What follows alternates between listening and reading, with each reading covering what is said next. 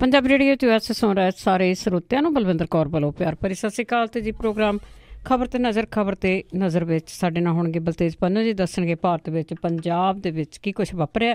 ਖਬਰਾਂ ਤੋਂ ਪਹਿਲਾਂ ਧੰਨਵਾਦ ਕਰਨਾ ਚਾਹੁੰਦੇ ਸਾਡੇ ਸਪਾਂਸਰ ਦਾ ਜਿਨ੍ਹਾਂ ਨੇ ਇਸ ਪ੍ਰੋਗਰਾਮ ਨੂੰ ਸਪਾਂਸਰ ਕੀਤਾ, ਸਭ ਤੱਕ ਪਹੁੰਚਾਇਆ। ਖਾਲਸਾ ਇੰਸ਼ੋਰੈਂਸ ਏਜੰਸੀ ਸੈਨੋਜੇ ਤੋਂ ਜੋ ਹਰ ਇੱਕ ਤਰ੍ਹਾਂ ਦੀ ਇੰਸ਼ੋਰੈਂਸ ਕਰਦੇ ਨੇ। Phone number 4082722500।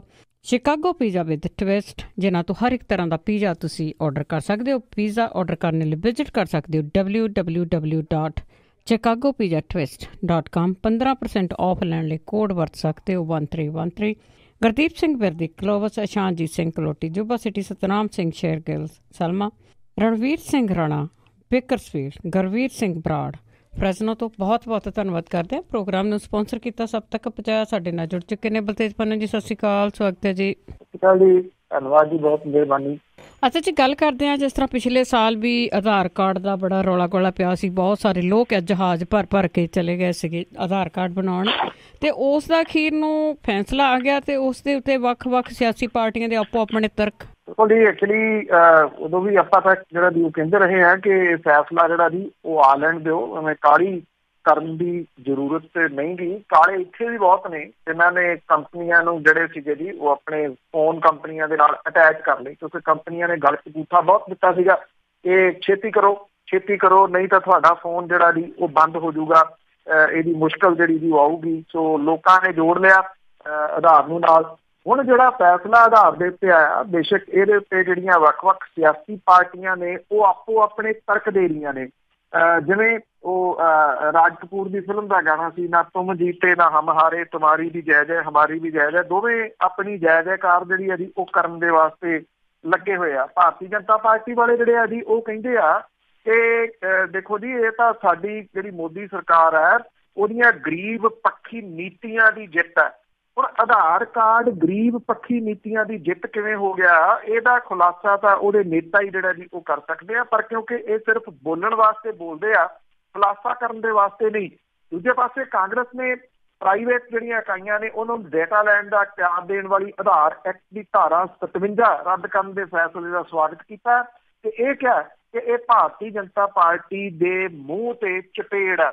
ਜਿਹੜਾ ਕਾਂਗਰਸੀ ਆਗੂ ਆ ਉਹਨੇ ਇਹ ਗੱਲ ਕਹੀ ਕਿ ਬਾਇਓਮੀਟ੍ਰਿਕ ਡੇਟਾ ਤੋਂ ਵਿੱਤੀ ਲਾਭ ਕਮਾਉਣ ਵਾਲੀਆਂ ਸਾਰੀਆਂ ਯੋਜਨਾਵਾਂ ਧਰਾਈਆਂ ਜਿਹੜੀਆਂ ਜੀ ਉਹ ਰਹਿ ਗਈਆਂ। ਇੱਕ ਕਾਂਗਰਸੀ ਆਗੂ ਸੂਰਜੇਵਾਲਾ ਨੇ ਇੱਥੋਂ ਤੱਕ ਕਹਿ ਦਿੱਤਾ ਕਿ ਸੁਪਰੀਮ ਕੋਰਟ ਨੇ ਬਾਲਟੀ ਦਾ ਗੰਦਾ ਪਾਣੀ ਸੁੱਟ ਦਿੱਤਾ ਤੇ ਬੱਚੇ ਨੂੰ ਬਚਾ ਲਿਆ। ਆਧਾਰ ਕਾਰਡ ਜਿਹਦਾ ਕਿ ਪ੍ਰਵਾਸੀਆਂ ਦੇ ਵਿੱਚ ਇੱਕ ਬਹੁਤ ਵੱਡਾ ਡਰ ਜਿਹੜਾ ਜੀ ਉਹ ਪਾਇਆ ਜਾ ਰਿਹਾ ਸੀਗਾ ਕਿ ਉਹਨਾਂ ਦੇ ਇੱਥੇ ਬੈਂਕ ਖਾਤੇ ਬੰਦ ਹੋ ਜਾਣਗੇ, ਉਹਨਾਂ ਦੇ ਅਕਾਊਂਟ ਜਿਹੜੇ ਆ ਜੀ ਉਹ ਬੈਂਕ ਬੰਦ ਕਰ ਦੇਣਗੇ। ਸੋ ਇਹਦੇ ਉੱਤੇ ਹੁਣ ਜਿਹੜੀ ਦੀ ਮੋਹਰ ਲੱਗ ਗਈ ਹੈ। ਕੋਈ ਬੈਂਕ ਦੇ ਨਾਲ ਆਧਾਰ ਕਾਰਡ ਨੂੰ ਜੋੜਨ ਦੀ ਜ਼ਰੂਰਤ ਨਹੀਂ ਹੈ। ਕੋਈ ਬੈਂਕ ਚਾਹੇ ਉਹ ਪ੍ਰਾਈਵੇਟ ਹੈ ਚਾਹੇ ਉਹ ਸਰਕਾਰੀ ਹੈ, ਉਹ ਤੁਹਾਡਾ ਆਧਾਰ ਕਾਰਡ ਨਹੀਂ ਮੰਗ ਸਕਦਾ। ਇਹ ਕੋਈ ਕੰਪਲਸਰੀ ਜਿਹੜਾ ਜੀ ਉਹ ਨਹੀਂ ਰਹਿ ਗਿਆ। ਇੱਥੇ ਆ ਕੇ ਫੋਨ ਲੈਣਾ, ਜਿਹੜਾ ਸਿਮ ਕਾਰਡ ਵਗੈਰਾ, ਉਹਦੇ ਵਾਸਤੇ ਕੋਈ ਕੰਪਨੀ ਜਿਹੜੀ ਹੈ ਜੀ ਉਹ ਆਧਾਰ ਕਾਰਡ ਨਹੀਂ ਮੰਗ ਸਕਦੀ। ਜਦੋਂ ਇਨਕਮ ਟੈਕਸ ਜਿਹੜਾ ਰਿਟਰਨ ਭਰਨੀ ਹੈ ਉਹਦੇ ਵਾਸਤੇ ਆਧਾਰ ਕਾਰਡ ਦੀ ਜ਼ਰੂਰਤ ਨਹੀਂ ਗੀ। ਇਹਦੇ ਵਾਸਤੇ ਸਿਰਫ ਪੈਨ ਕਾਰਡ ਜਿਹੜਾ ਜੀ ਉਹ ਚਾਹੀਦਾ। ਜਿਹੜਾ ਇਹ ਫੈਸਲਾ ਆਇਆ ਇਹਦੇ ਵਿੱਚ ਜਿਹੜੇ ਇੱਕ ਜੱਜ ਸ਼ਾਮਲ ਸਨ ਇਸ ਬੈਂਚ ਦੇ ਵਿੱਚ, ਉਹਦੇ ਜਿਹੜੇ ਜਸਟਿਸ DY ਚੰਦਰਚੂੜ, ਉਹਨਾਂ ਨੇ ਕੁਝ ਸਖਤ ਟਿੱਪਣੀਆਂ ਜਿਹੜੀਆਂ ਜੀ ਵੱਖਰੀਆਂ ਇਸ ਫੈਸਲੇ ਤੋਂ ਬਿਨਾਂ ਕੀਤੀਆਂ ਨੇ। ਜਿਹੜੇ ਇਹ ਜਸਟਿਸ ਨੇ ਜੀ ਉਹਨਾਂ ਨੇ ਇਹ ਕਿਹਾ ਕਿ ਆਧਾਰ ਐਕਟ ਨੂੰ ਵਿੱਤੀ ਬਿੱਲ ਵਜੋਂ ਪਾਸ ਨਹੀਂ ਕੀਤਾ ਜਾਣਾ ਚਾਹੀਦਾ, ਜਦੋਂ ਕਿ ਇਹ ਸੰਵਿਧਾਨ ਦੇ ਨਾਲ ਖੇਡਿਆ ਗਿਆ ਫਰਾਡ ਸੀਗਾ, ਇਹਨੂੰ ਰੱਦ ਕੀਤਾ ਜਾਣਾ ਚਾਹੀਦਾ।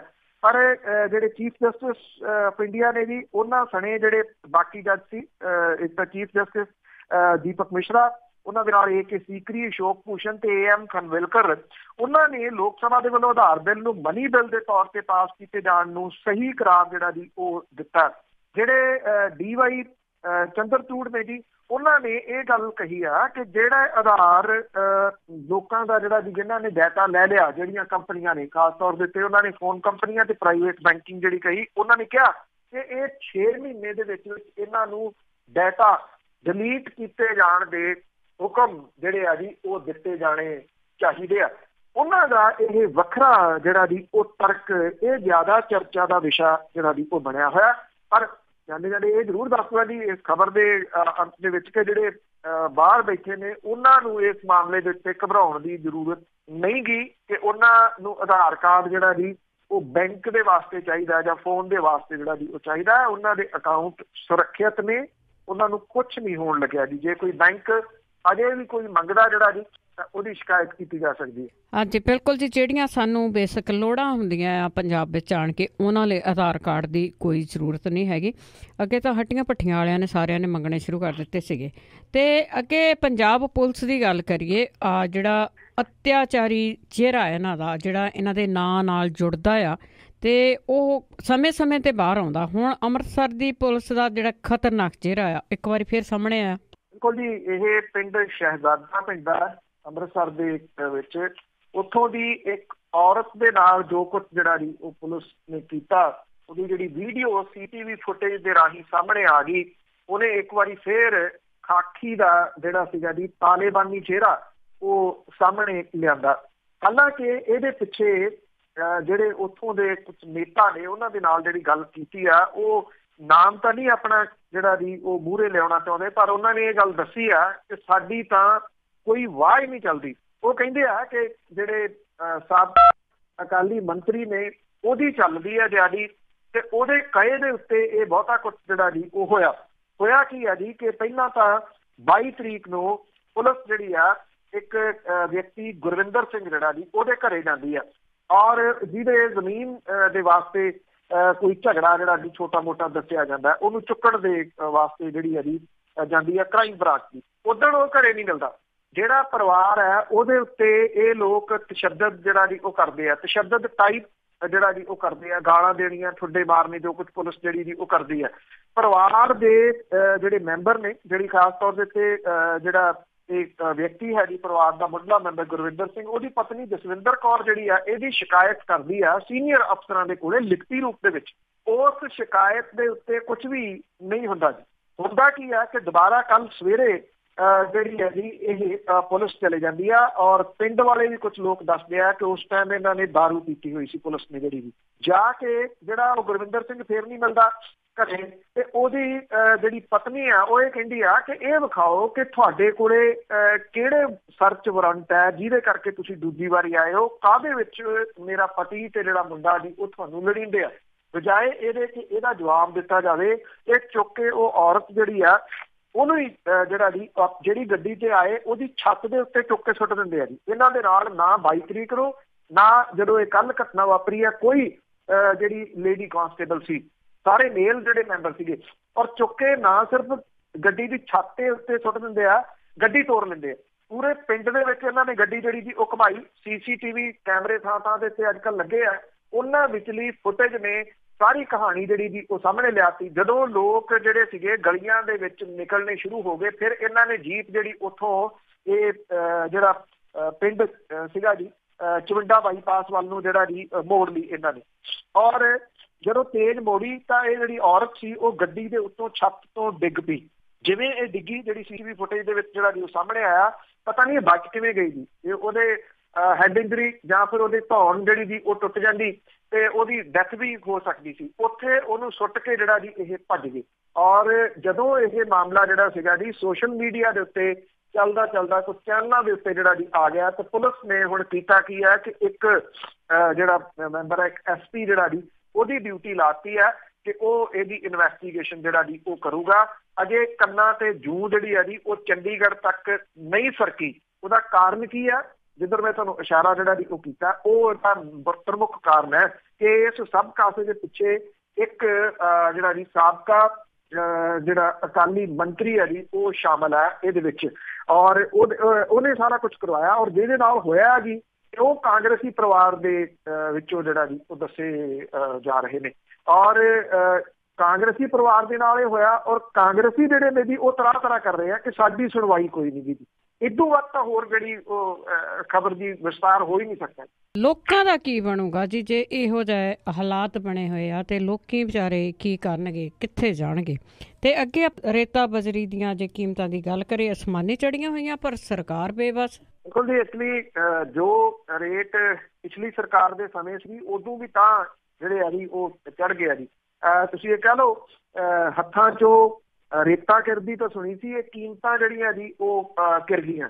ਹਾਲਾਤ ਜਿਹੜੇ ਆ ਜੀ ਇਹ ਬਣੇ ਹੋਏ ਕਿ ਪੰਜਾਬ ਦੇ ਲੋਕਾਂ ਨੂੰ ਰੇਤ ਤੇ ਬਜਰੀ ਦੀਆਂ ਮਹਿੰਗੀਆਂ ਕੀਮਤਾਂ ਤੋਂ ਆਉਂਦੇ ਭਵਿੱਖ ਦੇ ਵਿੱਚ ਵੀ ਕੋਈ ਛੁਟਕਾਰਾ ਮਿਲਣ ਦੀ ਸੰਭਾਵਨਾ ਜਿਹੜੀ ਹੈ ਜੀ ਉਹ ਨਹੀਂ ਹੈ। ਮੌਜੂਦਾ ਜਿਹੜੇ ਮੰਤਰੀ ਨੇ ਸਥਾਨਕ ਸਰਕਾਰਾਂ ਬਾਰੇ ਨਵਜੋਤ ਸਿੰਘ ਸਿੱਧੂ ਦੇ ਵੱਲੋਂ ਤੇਲੰਗਾਨਾ ਦੀ ਮਾਈਨਿੰਗ ਨੀਤੀ ਦਾ ਜਿਹੜਾ ਜੀ ਅਧਿਐਨ ਕਰਕੇ ਦਿੱਤੀ ਰਿਪੋਰਟ ਰੱਦੀ ਦੇ ਵਿੱਚ ਸੁੱਟ ਦਿੱਤੀ ਗਈ ਹੈ। ਕੈਬਨਿਟ ਸਬ ਕਮੇਟੀ ਇਸ ਮਾਮਲੇ ਦੇ ਵਿੱਚ ਜਿਹੜੀ ਹੈ ਜੀ ਬੇਅਸਰ ਦਿਖਾਈ ਦੇ ਰਹੀ ਹੈ। ਮੁੱਖ ਮੰਤਰੀ ਉਹਨਾਂ ਦੀ ਅਗਵਾਈ ਵਾਲੀ ਕਮੇਟੀ ਦੇ ਵੱਲੋਂ ਮੀਟਿੰਗਾਂ ਕਰਕੇ ਬੁੱਤਾ ਸਾਰਿਆ ਜਾ ਰਿਹਾ ਹੈ। 24 ਸਤੰਬਰ ਨੂੰ ਕੈਪਟਨ ਅਮਰਿੰਦਰ ਸਿੰਘ ਉਹਨਾਂ ਦੀ ਪ੍ਰਧਾਨਗੀ ਹੇਠ ਹੋਈ ਮੀਟਿੰਗ ਦੇ ਦੌਰਾਨ ਮਾਈਨਿੰਗ ਵਿਭਾਗ ਨੇ ਪਾਵਰ ਪੁਆਇੰਟ ਪ੍ਰੈਜੈਂਟੇਸ਼ਨ ਵੀ ਦਿੱਤੀ, ਪਰ ਸਰਕਾਰ ਨੂੰ ਇਹ ਪੇਸ਼ਕਾਰੀ ਪਸੰਦ ਨਹੀਂ ਆਈ। ਮੁੱਖ ਮੰਤਰੀ ਦੀ ਪ੍ਰਧਾਨਗੀ ਹੇਠ ਹੋਈ ਮੀਟਿੰਗ ਦੇ ਵਿੱਚ ਜਿਹੜੇ ਸ਼ਾਮਲ ਹੋਏ ਮੰਤਰੀ ਵਗੈਰਾ ਸੀਗੇ ਜੀ ਜਾਂ ਦਫ਼ਤਰ ਦੇ ਨਾਲ ਅਧਿਕਾਰੀ ਜਿਹੜੇ ਸ਼ਾਮਲ ਸੀਗੇ, ਜੇ ਇਹ ਅੱਖੋਂ ਭਰੋਸੇ ਕਰਤੀ ਤੇ ਇਹਦਾ ਅੱਖੋਂ ਪਰੋਖੇ ਜਿਹੜੀ ਦੀ ਉਹ ਕਰ ਦਿੱਤੀ ਤੇ ਇਹਦਾ ਮਤਲਬ ਇਹ ਆ ਕਿ ਅਜੇ ਇਹਦੇ ਉੱਤੇ ਕੁਛ ਨਹੀਂ ਹੋਊਗਾ। ਪੰਜਾਬ ਦੇ ਵਿੱਚ ਰੇਤ ਤੇ ਬਜਰੀ ਦੀਆਂ ਕੀਮਤਾਂ ਜਿਹੜੀਆਂ ਜੀ ਉਹ ਅਸਮਾਨ ਨੂੰ ਲੱਗੀਆਂ ਪਈਆਂ ਨੇ। ਅਕਾਲੀ ਭਾਜਪਾ ਸਰਕਾਰ ਦੇ ਵੇਲੇ ਤੋਂ ਵੀ ਜ਼ਿਆਦਾ ਰੇਤ ਦੀਆਂ ਕੀਮਤਾਂ ਜਿਹੜੀਆਂ ਜੀ ਇਸ ਵੇਲੇ ਲੋਕਾਂ ਨੂੰ ਦੇਣੀਆਂ ਪੈ ਰਹੀਆਂ ਨੇ ਔਰ ਆਮ ਬੰਦੇ ਦੇ ਵਾਸਤੇ 2 ਕਮਰੇ ਛੱਤਣੇ ਜਿਹੜਾ ਜੀ ਉਹ ਬਹੁਤ ਵੱਡੀ ਗੱਲ ਜਿਹੜੀ ਜੀ ਉਹ ਹੋ ਗਈ। ਕਾਂਗਰਸੀ ਨੇਤਾ ਜਿਹੜੇ ਆ ਜੀ ਉਹ ਖਦਸ਼ਾ ਪ੍ਰਗਟਾ ਰਿਹਾ ਕਿ ਲੋਕ ਸਭਾ ਚੋਣਾਂ ਦੇ ਦੌਰਾਨ ਰੇਤ ਤੇ ਬਜਰੀ ਦਾ ਕਾਲਾ ਬਾਜ਼ਾਰੀ ਦਾ ਮਾਮਲਾ ਕਾਂਗਰਸ ਸਰਕਾਰ ਦੇ ਖਿਲਾਫ ਵੱਡੇ ਮੁੱਦੇ ਦੇ ਵਜੋਂ ਉੱਭਰ ਸਕਦਾ ਹੈ। ਪਰ ਸਰਕਾਰ ਦੇ ਕੰਨਾਂ ਦੇ ਉੱਤੇ ਜੂੰ ਜਿਹੜੀ ਆ ਜੀ ਉਹ ਨਹੀਂ ਸਰਕ ਰਹੀ। ਸੂਤਰ ਜਿਹੜੇ ਦੱਸਦੇ ਆ ਕਿ ਮੁੱਖ ਮੰਤਰੀ ਦੀ ਪ੍ਰਧਾਨਗੀ ਦੇ ਹੇਠ ਹੋਈ ਮੀਟਿੰਗ ਦੇ ਦੌਰਾਨ ਮਾਈਨਿੰਗ ਵਿਭਾਗ ਦੇ ਵੱਲੋਂ ਜਿਹੜੀ ਪਾਵਰ ਪੁਆਇੰਟ ਪ੍ਰੈਜੈਂਟੇਸ਼ਨ ਜਿਹੜੀ ਉਹ ਦਿਖਾਈ ਗਈ ਹੈ, ਉਹਦੇ ਮੁਤਾਬਕ ਕਲਸਟਰ ਬਣਾ ਕੇ ਰੇਤ ਦੀਆਂ ਖੱਡਾਂ ਦੀ ਨਿਲਾਮੀ ਕਰਨਾ। ਵਿਭਾਗ ਦੇ ਅਧਿਕਾਰੀ ਕਹਿੰਦੇ ਆ ਕਿ ਸਰਕਾਰ ਨੂੰ ਇਹ ਤੱਥ ਸਪਸ਼ਟ ਕੀਤੇ ਗਏ ਆ ਕਿ ਪੰਜਾਬ ਦੇ ਵਿੱਚ ਸਾਲਾਨਾ 4 ਕਰੋੜ ਟਨ ਰੇਤ ਦੀ ਖਪਤ ਹੈ। ਜੇ ਮੰਗ ਨੂੰ ਪੂਰਾ ਕਰਤਾ ਜਾਵੇ ਤਾਂ ਰੇਤ ਦੀਆਂ ਕੀਮਤਾਂ ਹੇਠਾਂ ਜਿਹੜੀਆਂ ਜੀ ਉਹ ਆ ਜਾਣਗੀਆਂ। ਔਰ ਮਾਈਨਿੰਗ ਵਿਭਾਗ ਦਾ ਇਹ ਮੰਨਣਾ ਹੈ ਕਿ ਪੰਜਾਬ ਦੇ 3 ਦਰਿਆਵਾਂ ਸਤਲੁਜ, ਬਿਆਸ ਤੇ ਰਾਵੀ ਦੇ ਦੁਆਲੇ ਦੀਆਂ ਜ਼ਮੀਨਾਂ ਦਾ ਕਲਸਟਰ ਬਣਾਏ ਜਾਣ ਦੀ ਤਜਵੀਜ਼ ਹੈ, ਜਿਹਦੇ ਵਿੱਚ 400 ਤੋਂ ਲੈ ਕੇ 1000 ਕਰੋੜ ਰੁਪਏ ਤੱਕ ਦਾ ਸਾਲਾਨਾ ਮਾਲੀਆ ਜਿਹੜਾ ਜੀ ਉਹ ਆ ਸਕਦਾ ਹੈ। ਸਵਾਲ ਇਹ ਹੈ ਜੇ ਸਰਕਾਰ ਨੂੰ ਮਾਲੀਆ ਆ ਗਿਆ ਤੇ ਸਰਕਾਰ ਬਣਾਉਣ ਵਾਲੇ ਜਿਹੜੇ ਆ ਜੀ ਉਹ ਕਿੱਥੋਂ ਕਮਾਉਣਗੇ? ਜੀ ਜੀ ਬਿਲਕੁਲ। ਤੇ ਅੱਗੇ ਗੱਲ ਕਰਦੇ ਹਾਂ, ਸਰਕਾਰ ਨੇ ਅਪੀਲ ਕੀਤੀ ਸੀਗੀ ਕਿਸਾਨਾਂ ਨੂੰ ਕਿ ਆਪਣੀਆਂ ਸਬਸਿਡੀਆਂ ਛੱਡ ਦਿਓ, ਪਰ ਉਸ ਦੇ ਵਿੱਚ ਸਿਰਫ 6 ਕਿਸਾਨਾਂ ਨੇ ਹੀ ਆਪਣੀ ਸਬਸਿਡੀ ਛੱਡੀ। ਬਿਲਕੁਲ ਜੀ, ਐਕਚੁਅਲੀ ਇਹ ਜਿਹੜਾ ਵਿਭਾਗ ਹੈ ਜੀ ਬਿਜਲੀ ਦਾ, ਉਹਨਾਂ ਨੇ ਇਹ ਅਪੀਲ ਕੀਤੀ ਸੀ ਔਰ ਇਹਨੂੰ ਅਪੀਲ ਨੂੰ ਦੁਹਰਾਇਆ ਮੁੱਖ ਮੰਤਰੀ ਹੋਰਾਂ ਨੇ ਵਿਧਾਨ ਸਭਾ ਦੇ ਵਿੱਚ। ਔਰ ਇਹ ਗੱਲ ਕਹੀ ਕਿ ਜਿਹੜੇ ਖਾਂਦੇ ਪੀਂਦੇ ਕਿਸਾਨ ਨੇ, ਧਨਾੜ ਕਿਸਾਨ ਨੇ, ਰੱਜੇ ਪੁੱਜੇ ਨੇ, ਉਹ ਸਬਸਿਡੀ ਛੱਡ ਦਿਓ ਕਿਉਂਕਿ ਪੰਜਾਬ ਦੇ ਖਜ਼ਾਨੇ ਦਾ ਬੁਰਾ ਹਾਲ ਹੈ। ਪੰਜਾਬ ਦਾ ਜਿਹੜਾ ਬਿਜਲੀ ਵਿਭਾਗ ਹੈ PSPCL, ਉਹ ਇਸ ਵੇਲੇ ਬੁਰੇ ਹਾਲਾਤਾਂ ਦੇ ਵਿੱਚੋਂ ਲੰਘ ਰਿਹਾ। ਪਰ ਕਿੱਥੇ ਛੱਡਦੇ ਆ ਜੀ, ਜਿਨ੍ਹਾਂ ਦੇ ਮੂੰਹ ਨੂੰ ਮੁਫ਼ਤ ਦੀ ਜਿਹੜੀ ਹੈ ਜੀ ਉਹ ਲੱਗੀ ਹੋਈ ਹੈ। ਚਲੋ ਲੋੜਵੰਦ ਜਿਹੜੇ ਨੇ ਉਹਨਾਂ ਨੂੰ ਤਾਂ ਮਿਲਣੀ ਵੀ ਚਾਹੀਦੀ ਹੈ। ਜਿਹੜੇ ਦੁਨੀਆ ਦੇ ਅਮੀਰ ਬਣਨ ਦੀ ਦੌੜ ਦੇ ਵਿੱਚ ਸ਼ਾਮਲ ਨੇ, ਉਹ ਬਣ ਹੀ ਗਏ ਬਹੁਤੇ ਜਿਹੜਾ ਜੀ ਉਹਨਾਂ ਦੇ ਵਿੱਚੋਂ, ਉਹ ਵੀ ਇਹ ਸਬਸਿਡੀ ਛੱਡਣ ਦੇ ਵਾਸਤੇ ਜਿਹੜਾ ਜੀ ਉਹ ਤਿਆਰ ਨੇਗੇ। ਸਭ ਤੋਂ ਪਹਿਲਾਂ ਕਾਂਗਰਸ ਦੇ ਪ੍ਰਧਾਨ ਤੇ ਮੈਂਬਰ ਪਾਰਲੀਮੈਂਟ ਸੁਨੀਲ ਜਾਖੜ ਤੇ ਉਹਨਾਂ ਦੇ ਭਤੀਜੇ ਅਜੇਵੀਰ ਜਾਖੜ ਨੇ 9 ਮਈ 17 ਨੂੰ 2 ਟਿਊਬਵੈੱਲ ਕਨੈਕਸ਼ਨਾਂ ਦੀ ਬਿਜਲੀ ਸਬਸਿਡੀ ਛੱਡੀ। ਉਸ ਤੋਂ ਬਾਅਦ ਮੌਜੂਦਾ ਜਿਹੜੇ ਮਿਨਿਸਟਰ ਨੇ ਸੁਖਜਿੰਦਰ ਸਿੰਘ ਰੰਧਾਵਾ, ਉਹਨਾਂ ਨੇ ਅਪ੍ਰੈਲ 18 ਦੇ ਵਿੱਚ 2 ਕਨੈਕਸ਼ਨ ਤੇ ਖਜ਼ਾਨਾ ਮੰਤਰੀ ਮਨਪ੍ਰੀਤ ਸਿੰਘ ਬਾਦਲ ਹੋਰਾਂ ਨੇ 3 ਮਈ 18 ਨੂੰ 3 ਟਿਊਬਵੈੱਲ ਕਨੈਕਸ਼ਨਾਂ ਦੀ ਸਬਸਿਡੀ ਜਿਹੜੀ ਉਹ ਛੱਡੀ। ਹਲਕਾ ਰਾਮਪੁਰਾ ਦੇ ਜਿਹੜੇ ਜੀ ਰਹਿਣ ਵਾਲੇ ਕਮਲਜੀਤ ਦਿਓਲ ਨੇ ਅਪ੍ਰੈਲ ਮਹੀਨੇ ਦੇ ਵਿੱਚ ਬਿਜਲੀ ਦੀ ਸਬਸਿਡੀ ਜਿਹੜੀ ਜੀ ਉਹ ਛੱਡੀ। ਬਸ ਇੰਨੇ ਕੁ ਸੀਗੇ ਜੀ ਜਿਨ੍ਹਾਂ ਨੇ ਬਿਜਲੀ ਦੀ ਸਬਸਿਡੀ ਛੱਡੀ। ਸਾਬਕਾ ਮੁੱਖ ਮੰਤਰੀ ਪ੍ਰਕਾਸ਼ ਸਿੰਘ ਬਾਦਲ ਹੋਰਾਂ ਦਾ ਪਰਿਵਾਰ ਬਿਜਲੀ ਸਬਸਿਡੀ ਛੱਡਣ ਤੋਂ ਪਾਸਾ ਵੱਟ ਰਿਹਾ ਜੀ। ਉਹਦੇ ਉੱਤੇ ਇਹਨਾਂ ਅਪੀਲਾਂ ਦਾ ਕੋਈ ਅਸਰ ਨਹੀਂਗਾ। ਸ਼ਾਇਦ ਪੰਜਾਬ ਦਾ ਸਭ ਤੋਂ ਗਰੀਬ ਪਰਿਵਾਰ ਇਹ ਹੈ। ਪਾਵਰਕਾਮ ਜਿਹੜੀ ਹੈ ਜੀ ਉਹ ਹੁਣ ਜਿਹੜੇ ਉਹਦੇ ਸੀਨੀਅਰ ਆਫੀਸਰ ਨੇ, ਉਹਨਾਂ ਦੀਆਂ ਡਿਊਟੀਆਂ ਲਾਈਆਂ ਗਈਆਂ ਨੇ, ਉਹਨਾਂ ਨੂੰ ਕੋਟੇ ਵੰਡ ਦਿੱਤੇ ਗਏ ਆ ਅਫਸਰਾਂ ਨੂੰ ਕਿ ਇੰਨੇ ਕੋਟੇ ਤੁਹਾਨੂੰ ਫਿਲ ਕਰਨੇ ਪੈਣਗੇ। ਹੁਣ ਇਹ ਅਫਸਰ ਜਿਹੜੇ ਆ ਜੀ ਉਹ ਕੀ ਕਰਨਗੇ ਕਿ ਉਹ ਜਿਹੜੇ ਧਨਾੜ ਕਿਸਾਨ ਨੇ ਉਹਨਾਂ ਦੇ ਦਰਾਂ ਮੂਹਰੇ ਜਾਣਗੇ, ਉਹਨਾਂ ਦੇ ਬੂਹੇ ਖੜਕਾਉਣਗੇ ਤੇ ਉਹਨਾਂ ਨੂੰ ਇਹ ਅਪੀਲ ਕਰਨਗੇ ਕਿ ਉਹ ਬਿਜਲੀ ਦੀ ਸਬਸਿਡੀ ਜਿਹੜੀ ਹੈ ਜੀ ਉਹ ਛੱਡਣ ਪੰਜਾਬ ਦੇ ਹਿੱਤਾਂ ਦੇ ਵਾਸਤੇ। ਹੁਣ ਕਿਹੜੇ ਕਿਸਾਨਾਂ ਦੇ ਬੂਹਿਆਂ ਦੇ ਮੂਹਰੇ ਇਹ ਜਾਂਦੇ ਆ ਔਰ ਉੱਥੇ ਜਾ ਕੇ ਕਿੰਨਾ ਕੁ ਇਹ ਕਨਵਿੰਸ ਕਰ ਸਕਦੇ ਆ ਜੀ, ਇਹ ਦੇਖਣ ਵਾਲੀ ਗੱਲ ਹੋਊਗੀ। ਪਰ ਵੱਡੀ ਗੱਲ ਦੇਖਣ ਵਾਲੀ ਇਹ ਗੱਲ ਹੋਊਗੀ ਜਿਹੜੀ ਵੱਡੀ ਦਿੱਲੀ ਆ ਉਹਦੇ ਗੱਲ 'ਚ ਤੱਲੀ ਕੌਣ ਬੰਨੂਗਾ। ਜੀ ਜੀ, ਗੱਲ ਤਾਂ ਇੱਥੋਂ ਹੀ ਹੈਗੀ ਆ ਨਾ ਮੁੱਖ ਚੀਜ਼ ਜਿਹੜੀ ਆ।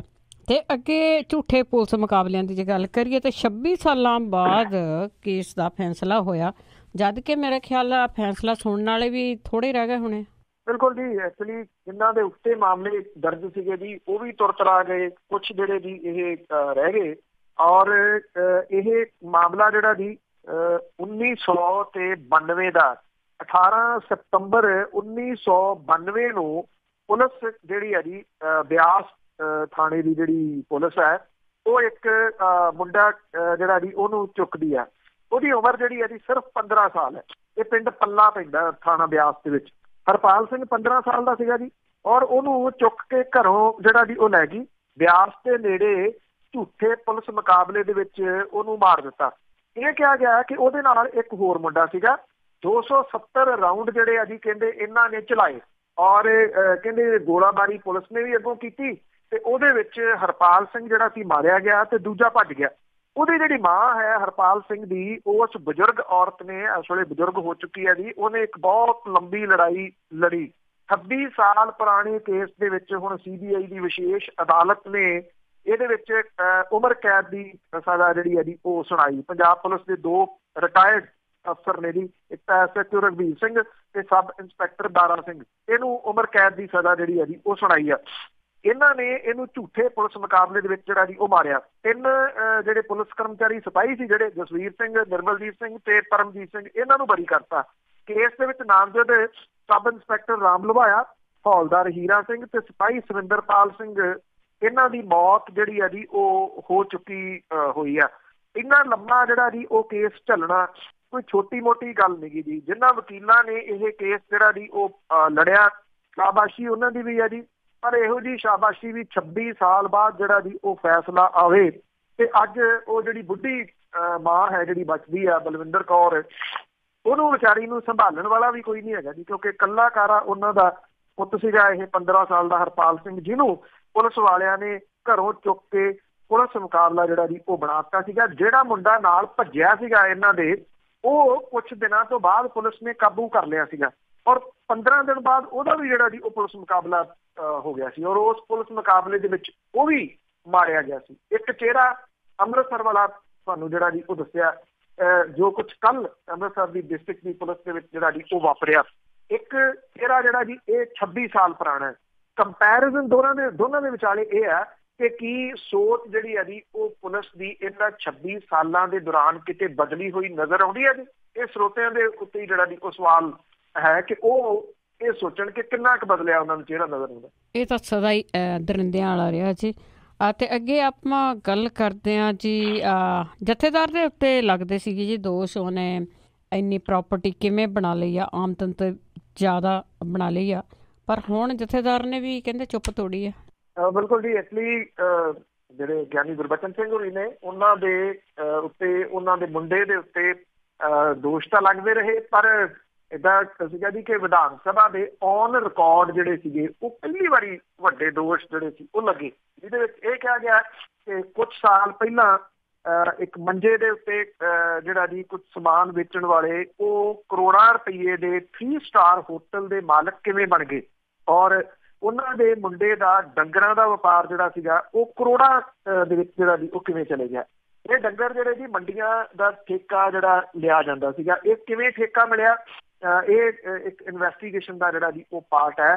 ਜਥੇਦਾਰ ਬੋਲੇ ਨੇ ਇਹਦੇ ਉੱਤੇ, ਕਹਿੰਦੇ ਜੀ ਕਿ ਜੇ ਚਾਹ ਵੇਚਣ ਵਾਲਾ ਪ੍ਰਧਾਨ ਮੰਤਰੀ ਬਣ ਸਕਦਾ ਹੈ ਤੇ ਉਹਨਾਂ ਦਾ ਪਰਿਵਾਰ ਮਿਹਨਤ ਦੇ ਨਾਲ ਇੱਕ ਹੋਟਲ ਕਿਉਂ ਨਹੀਂ ਬਣਾ ਸਕਦਾ ਜੀ।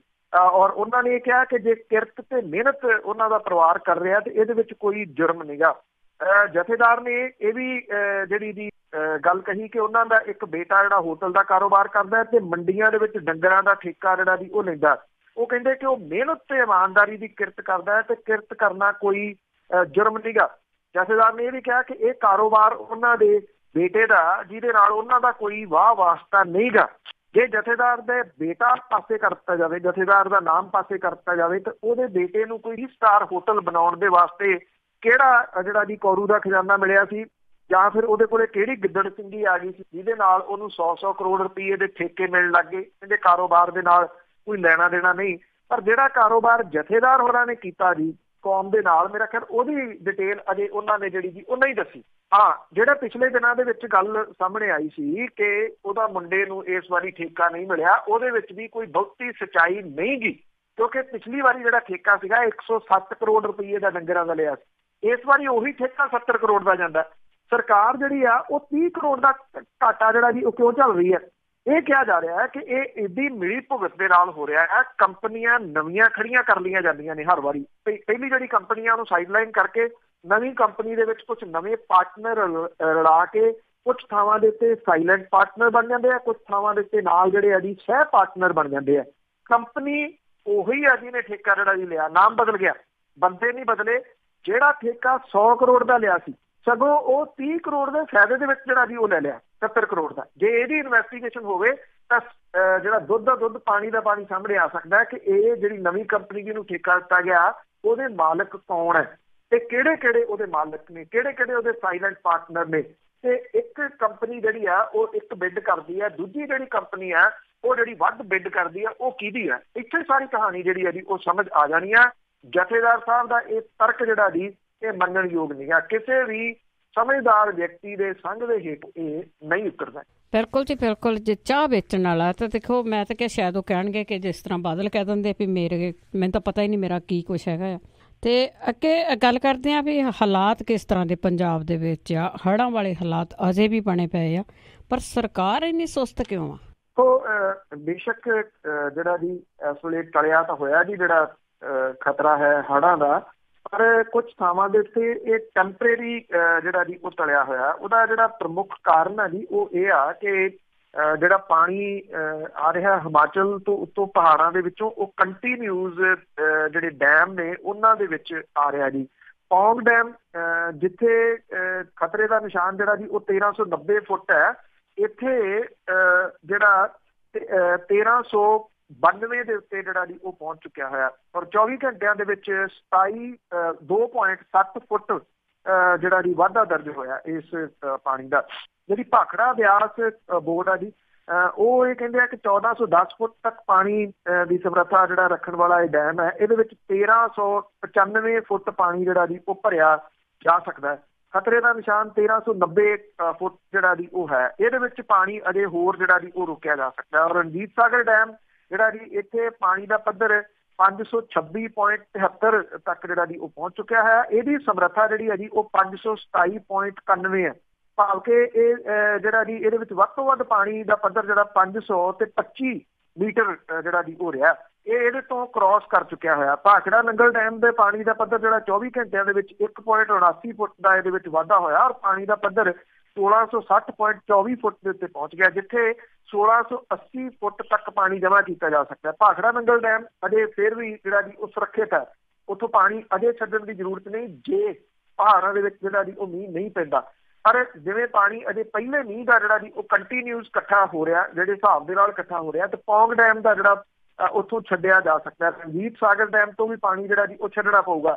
ਜਿਹੜੇ ਸਰਹੱਦ ਤੇ ਰਾਵੀ ਦਰਿਆ ਦਾ ਵਹਾਅ ਜਿਹੜਾ ਜੀ ਉਹ ਤੇਜ਼ ਹੋਇਆ, ਜਿਹੜੇ ਕੁਝ ਏਰੀਆ ਨੇ ਜੀ ਜਿਹੜੇ ਸਰਹੱਦੀ ਖੇਤਰ ਵਾਲੇ ਨੇ, ਫਿਰੋਜ਼ਪੁਰ ਹੈ, ਗੁਰਦਾਸਪੁਰ ਹੈ, ਅੰਮ੍ਰਿਤਸਰ ਹੈ ਤੇ ਮੰਡ ਦਾ ਜਿਹੜਾ ਖੇਤਰ ਹੈ, ਜਿੱਥੇ 16 ਦੇ ਪਿੰਡ ਜਿਹੜੇ ਆ ਜੀ ਉਹ ਉਠਾਏ ਗਏ ਆ। ਇਹਨਾਂ ਪਿੰਡਾਂ ਦੇ ਵਿੱਚ ਜਿਹੜਾ ਜੀ ਖਤਰਾ ਅਜੇ ਵੀ ਹੜ੍ਹਾਂ ਦਾ ਉਸੇ ਤਰੀਕੇ ਦੇ ਨਾਲ ਬਰਕਰਾਰ ਹੈ।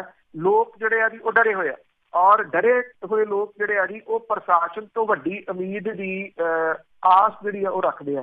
ਪਰ ਜਿਹੜੇ ਪ੍ਰਸ਼ਾਸਨ ਹੈ ਉਹ ਸੁਸਤ ਹੈ ਜੀ। ਉਹ ਇੱਕੋ ਗੱਲ ਕਹੀ ਜਾਂਦਾ, ਕੋਈ ਖਤਰਾ ਨਹੀਂ ਆ, ਪ੍ਰਬੰਧ ਮੁਕੰਮਲ ਨਹੀਂ, ਕੋਈ ਖਤਰਾ ਨਹੀਂ, ਪ੍ਰਬੰਧ ਮੁਕੰਮਲ ਨੇ। ਪ੍ਰਬੰਧ ਕਾਹਦੇ ਮੁਕੰਮਲ ਕੀਤੇ ਗਏ ਆ ਇਹਦੀ ਉਹ ਡਿਟੇਲ ਨਹੀਂ ਦੱਸਦਾ। ਇਹ ਵੀ ਜਿਹੜੀ ਜੀ ਰਿਐਲਿਟੀ ਹੈ ਕਿ ਬਹੁਤ ਸਾਰੇ ਲੋਕਾਂ ਨੇ ਜਿਹੜੇ ਬੰਨ੍ਹ ਸੀਗੇ ਉਹਨਾਂ ਦੇ ਥਾਂ ਤੇ ਬੰਨ੍ਹਾਂ ਨੂੰ ਕੱਟ ਕੇ ਆਪੋ ਆਪਣੇ ਖੇਤਾਂ ਦੇ ਫਾਰਮ ਹਾਊਸ ਦੇ ਵਾਸਤੇ ਰਾਹ ਜਿਹੜੇ ਆ ਜੀ ਉਹ ਬਣਾਏ ਹੋਏ ਆ। ਬੰਨ੍ਹਾਂ ਦੀ ਜਿਹੜੀ ਮੋਟਾਈ ਆ ਉਹਨੂੰ ਘੱਟ ਕਰ ਦਿੱਤਾ ਗਿਆ। ਦਰਿਆਵਾਂ ਦੇ ਅੰਦਰ ਜਿਹੜੀ ਜਗ੍ਹਾ ਹੈ ਉੱਥੇ ਜਿਹੜੇ ਤਕੜੇ ਲੋਕ ਨੇ ਜਿਨ੍ਹਾਂ 'ਚ ਸਿਆਸਤਦਾਨ ਬਹੁਤ ਸਾਰੇ ਸ਼ਾਮਲ ਨੇ, ਉਹਨਾਂ ਨੇ ਜਿਹੜੀ ਹੈ ਜੀ ਜ਼ਮੀਨ ਬਹੁਤ ਸਾਰੀ ਵਾਹ ਲਈ ਹੋਈ ਹੈ, ਜਿਹੜੀ ਕਿ ਕਿਤੇ ਨਾ ਕਿਤੇ ਮੁਸ਼ਕਲ ਜਿਹੜੀ ਉਹ ਖੜੀ ਕਰ ਰਹੀ ਹੈ। ਇਹ ਤਾਂ ਤਕੜੇ ਲੋਕ ਨੇ, ਆਪ ਉੱਥੇ ਰਹਿੰਦੇ ਨਹੀਂ, ਪਰ ਜਿਹੜੇ ਮਾੜੇ ਢੀੜੇ ਨੇ ਜੀ ਉਹਨਾਂ ਦੇ ਉੱਤੇ ਮੁਸੀਬਤ ਜਿਹੜੀ ਹੈ ਜੀ ਇਹ ਸਮਝ ਲਓ ਕਿ ਜਿਸ ਤਰੀਕੇ ਦੇ ਨਾਲ ਇਹ ਪਾਣੀ ਵੱਧ ਰਿਹਾ ਇਹ ਮੁਸੀਬਤ ਡਿੱਗਣ ਵਾਲੀ ਹੈ। ਜੀ ਜੀ, ਤੇ ਪ੍ਰਬੰਧਾਂ ਦੀ ਤੁਸੀਂ ਗੱਲ ਕੀਤੀ ਆ, ਤੇ ਪ੍ਰਬੰਧ ਕਿਸ ਤਰ੍ਹਾਂ ਦੇ ਆ? ਤੇ ਅੱਗੇ ਪੰਜਾਬ ਦੇ ਟੂਰਿਸਟਾਂ ਦੀ ਗੱਲ ਕਰੀਏ ਤਾਂ ਟੂਰਿਸਟ ਤਾਂ ਵੱਧ ਗਏ ਪਰ ਸਹੂਲਤਾਂ ਨਾ ਮਾਤਰ। ਬਿਲਕੁਲ ਜੀ, ਪੰਜਾਬ ਦੇ ਵਿੱਚ ਟੂਰਿਸਟ ਜਿਹੜੇ ਨੇ ਜੀ ਉਹਨਾਂ ਦੀ ਗਿਣਤੀ ਤਾਂ ਹਰ ਸਾਲ ਜਿਹੜੀ ਹੈ ਜੀ ਉਹ ਵੱਧ ਰਹੀ ਆ। 9 ਸਾਲਾਂ ਦੇ ਵਿੱਚ ਪੰਜਾਬ 17 ਸਟੈਪ ਜਿਹੜਾ ਜੀ ਉਹ ਉੱਪਰ ਆ ਕੇ ਦੇਸ਼ ਦੇ ਵਿੱਚ 11ਵੇਂ ਰੈਂਕ ਦੇ ਉੱਤੇ ਪਹੁੰਚ ਗਿਆ। ਟੂਰਿਸਟ ਡਿਪਾਰਟਮੈਂਟ ਜਿਹੜਾ ਜੀ ਉਹਨੇ ਇਸ ਸਾਲ ਦਾ ਬਜਟ 190 ਕਰੋੜ ਰੁਪਏ ਆ, ਜਦੋਂ ਕਿ 17-18 ਦੇ ਵਿੱਚ ਇਹ ਬਜਟ 110 ਕਰੋੜ ਰੁਪਏ ਸੀਗਾ ਜੀ। 96 ਕਰੋੜ ਰੁਪਏ ਇਹਦੇ ਵਿੱਚੋਂ ਖਰਚ ਜਿਹੜੇ ਜੀ ਸਿਰਫ ਕੀਤੇ ਗਏ। ਇਹਦੇ ਬਾਵਜੂਦ ਟੂਰਿਸਟ ਜਿਹੜੇ ਨੇ ਜੀ ਉਹਨਾਂ ਨੂੰ ਮਿਲਣ ਵਾਲੀਆਂ ਜਿਹੜੀਆਂ ਸਹੂਲਤਾਂ ਨੇ ਉਹਦੇ ਵਿੱਚ ਕੋਈ ਵਾਧਾ ਨਹੀਂ ਹੋਇਆ। ਟੂਰਿਸਟ ਕਈ ਤਰ੍ਹਾਂ ਦੀਆਂ ਸਮੱਸਿਆਵਾਂ ਜਿਹੜੀਆਂ ਜੀ ਉਹਦਾ ਸਾਹਮਣਾ ਕਰਦੇ ਆ। ਵਿਭਾਗ ਦੇ ਅਧਿਕਾਰੀ ਕਹਿੰਦੇ ਆ ਕਿ ਸਰਕਾਰ ਨੂੰ ਟੂਰਿਜ਼ਮ ਵਾਲੇ ਪਾਸੇ ਖਾਸ ਧਿਆਨ ਦੇਣਾ ਜਿਹੜਾ ਜੀ ਉਹ ਚਾਹੀਦਾ। ਪੰਜਾਬ ਦੇ ਟੂਰਿਜ਼ਮ ਪਲੇਸਿਸ ਜਿਹੜੇ ਨੇ ਉਹਨਾਂ ਦੇ ਵਿੱਚ ਰੋਜ਼ 1.25 ਲੱਖ ਤੋਂ 1.5 ਲੱਖ ਤੱਕ ਟੂਰਿਸਟ ਜਿਹੜੇ ਆ ਜੀ ਉਹ ਆ ਰਹੇ ਆ। ਹਰ ਸਾਲ 5.5 ਕਰੋੜ ਦੇ ਕਰੀਬ ਟੂਰਿਸਟ ਆਉਂਦੇ ਆ, ਔਰ ਇਹਦੇ ਵਿੱਚ ਜ਼ਿਆਦਾ ਟੂਰਿਸਟ ਜਿਹੜੇ ਆ ਜੀ ਉਹ ਅੰਮ੍ਰਿਤਸਰ ਦੇ ਵਿੱਚ ਆਉਂਦੇ ਆ। ਜਿਹੜੇ 14 ਟੂਰਿਸਟ ਇਨਫੋਰਮੇਸ਼ਨ ਸੈਂਟਰ ਨੇ, ਜਿਹੜੇ ਅੰਮ੍ਰਿਤਸਰ ਦਾ ਵਾਹਗਾ ਬਾਰਡਰ, ਰਾਜਾ Sansi airport, railway station, golden temple ਜਿਹੜਾ ਜੀ ਸ਼ਾਮਲ ਹੈ, ਨੰਗਲ, ਅਨੰਦਪੁਰ ਸਾਹਿਬ, ਰੋਪੜ, ਲੁਧਿਆਣਾ, ਬਠਿੰਡਾ, ਪਠਾਨਕੋਟ, ਫਾਜ਼ਿਲਕਾ, ਪਟਿਆਲਾ, ਚੰਡੀਗੜ੍ਹ, ਨਵੀਂ ਦਿੱਲੀ ਤੇ ਇੰਟਰਨੈਸ਼ਨਲ ਏਅਰਪੋਰਟ ਮੋਹਾਲੀ ਇਨਫੋਰਮੇਸ਼ਨ ਜਿਹੜਾ ਜੀ ਉਹ ਸੈਂਟਰ ਹੈਗੇ ਨੇ ਜਿੱਥੋਂ ਜਾਣਕਾਰੀ ਜਿਹੜੀ ਹੈ ਜੀ ਉਹ ਮਿਲ ਸਕਦੀ ਹੈ। ਪੰਜਾਬ ਦਾ ਟੂਰਿਜ਼ਮ ਵਿਭਾਗ ਜਿਹੜਾ ਜੀ ਸਿਰਫ 14 ਕਰਮਚਾਰੀ ਜਿਹੜੇ ਆ ਜੀ ਉਹ ਚਲਾ ਰਹੇ ਆ। ਇਹਦੇ ਚ deputy director, superintendent, senior stenographer, 4 senior assistant, 2 stenotypist, 2 junior assistant ਤੇ 1 ਕਲਰਕ ਹੈ ਜੀ। ਔਰ ਇੰਨੇ ਕੁ ਲੋਕ ਜਿਹੜੇ ਆ ਜੀ ਇਹ ਸਾਰੇ ਦਾ ਸਾਰਾ ਚਲਾ ਰਹੇ ਆ। ਦੇਸ਼ ਵਿਦੇਸ਼ ਤੋਂ ਪੰਜਾਬ ਦੇ ਵਿੱਚ ਆਉਣ ਵਾਲੇ ਜਿਹੜੇ ਟੂਰਿਸਟ ਨੇ ਉਹਨਾਂ ਨੂੰ ਟੂਰਿਸਟ ਪਲੇਸਿਸ ਦੇ ਉੱਤੇ ਵੱਡੀ ਜਿਹੜੀ ਸਭ ਤੋਂ ਸਮੱਸਿਆ ਹੈ ਜੀ ਉਹ ਟਾਇਲਟ ਦੀ ਆ ਰਹੀ ਹੈ। ਇਹ ਕਿਸੇ ਜਗ੍ਹਾ ਦੇ ਉੱਤੇ ਕੋਈ ਪ੍ਰਬੰਧ ਜਿਹੜਾ ਜੀ ਉਹ ਨਹੀਂ ਹੈਗਾ। ਕਿਸੇ ਜਗ੍ਹਾ ਦੇ ਉੱਤੇ ਸਾਈਨ ਬੋਰਡ ਜਿਹੜੇ ਆ ਜੀ ਉਹ ਨਹੀਂ ਲੱਗੇ ਹੋਏ, ਜਿਹੜੀ ਕਿ ਵੱਡੀ ਸਮੱਸਿਆ ਕਾਰਨ ਜਿਹੜਾ ਜੀ ਉਹਦਾ ਬਣ ਰਹੇ ਆ। ਔਰ ਇਹ ਪੂਰੇ ਰਾਜ ਦੇ ਵਿੱਚ ਇੱਕ ਵੀ ਸਰਕਾਰੀ ਜਿਹੜਾ ਜੀ ਉਹ ਟੂਰਿਸਟ ਗਾਈਡ ਨਹੀਂ ਹੈਗਾ। ਪ੍ਰਾਈਵੇਟ ਜਿਹੜੇ ਆ ਜੀ ਉਹ ਗਾਰਡ ਜ਼ਰੂਰ ਜਿਹੜੇ ਹੈਗੇ ਆ। ਡੋਮੈਸਟਿਕ ਟੂਰਿਸਟ ਦੀ ਸੰਖਿਆ ਜਿਹੜੀ ਪੰਜਾਬ ਦੇ ਵਿੱਚ 2009 ਦੇ ਵਿੱਚ 28ਵੇਂ ਨੈਸ਼ਨਲ ਰੈਂਕ ਦੇ ਉੱਤੇ ਸੀਗਾ, 17 ਦੇ ਵਿੱਚ ਇਹ 11ਵੇਂ ਰੈਂਕ ਦੇ ਉੱਤੇ ਜਿਹੜਾ ਜੀ ਉਹ ਆ ਗਿਆ। ਔਰ 2009 ਦੇ ਵਿੱਚ ਫੋਰਨ ਟੂਰਿਸਟ ਦੀ ਸੰਖਿਆ ਦੇ ਵਿੱਚ ਪੰਜਾਬ ਦਾ 31ਵਾਂ ਰੈਂਕ ਸੀਗਾ, ਜਿਹੜਾ 17 ਦੇ ਵਿੱਚ 10ਵੇਂ ਰੈਂਕ ਦੇ ਉੱਤੇ ਜਿਹੜਾ ਆ ਗਿਆ। ਔਰ 9 ਸਾਲ ਦੇ ਵਿੱਚ ਜਿਹੜਾ ਜੀ 1 ਰੈਂਕ ਉੱਪਰ ਜਿਹੜਾ ਜੀ ਇਹ ਚੜਿਆ। ਜਿਹੜੇ ਮੌਜੂਦਾ ਮੰਤਰੀ ਨੇ ਜੀ ਸਥਾਨਕ ਸਰਕਾਰਾਂ ਬਾਰੇ, ਨਵਜੋਤ ਸਿੰਘ ਸਿੱਧੂ ਹੋਰੀ, ਉਹਨਾਂ ਨੇ ਸ਼ੁਰੂਆਤੀ ਦੌਰ ਦੇ ਵਿੱਚ ਜਦੋਂ ਮੰਤਰੀ ਬਣੇ ਆ ਉਹਨਾਂ ਨੇ ਕਾਫੀ ਸਟੈਪ ਜਿਹੜੇ ਆ ਜੀ ਇਹ ਟੂਰਿਸਟ ਦੇ ਬਾਰੇ ਦੇ ਵਿੱਚ ਚੁੱਕੇ ਸੀਗੇ। ਪਰ ਤੁਸੀਂ ਇਹ ਕਹ ਲਓ ਕਿ ਜਿਵੇਂ ਛਟਪਟਾ ਕੇ ਨਹੀਂ ਰਹਿ ਜਾਂਦਾ ਜੀ, ਉਸ ਤਰੀਕੇ ਦੇ ਨਾਲ ਛਟਪਟਾ ਕੇ ਉਹ ਰਹਿ ਗਏ। ਸਰਕਾਰ ਦਾ ਇਸ ਪਾਸੇ ਵੱਲ ਕੋਈ ਧਿਆਨ ਜਿਹੜਾ ਜੀ ਨਹੀਂ ਹੈਗਾ।